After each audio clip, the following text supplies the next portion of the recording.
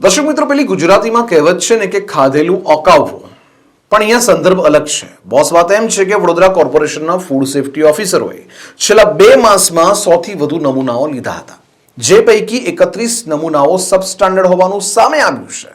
અને તમે વડોદરાના છો તો હમણાં જે નાના મોટા રેસ્ટોરન્ટ સંચાલક અને નામાંકિત હોલસેલર અને રિટેલર્સના નામ બોલીશ તો ભરોસા શબ્દ પરથી તમારો વિશ્વાસ ઉઠી જશે. ફૂડ સેફ્ટી ઓફિસરોએ દુલીરામ પેંડાવાળા, જે રાવપુરા સ્થિત છે, રોયલ એગ્રો ફૂડ્સ, જે આજવા રોડ સ્થિત છે, કલાપી ફરસાન વાઘોડિયા રોડ પર આવેલ છે, જગદીશ ફૂડ પ્રાઇવેટ લિમિટેડ, જે છાણી ખાતે છે, Gwalia sweets private limited racecourse ખાતે છે, સ્વર્ણમ રેસ્ટોરન્ટ એન્ડ બેન્ક્વેટ, જે નિઝામપુરા ખાતે છે, Sai Punjabi restaurant Manjalpur, Hanuram foods private limited Chakli circle ખાતે છે. આ જગ્યા પરના નમૂના લીધા હતા, જેમાં પેંડા, આઈસ્ક્રીમ, પનીર, ઘી અને તેલ, કાજુ કતરી, મોતીચૂરના લાડુ સહિતના આ નમૂના લેવામાં આવ્યા હતા અને પબ્લિક હેલ્થ લેબોરેટરીમાં પૃથ્થકરણ બાદ 31 નમૂનાનો રિપોર્ટ સબસ્ટાન્ડર્ડ આવ્યો છે. હવે સબસ્ટાન્ડર્ડ રિપોર્ટ આવતા તમામ વેપારીઓ સામે FSSAIના કાયદા મુજબની કાર્યવાહી હાથ ધરાશે.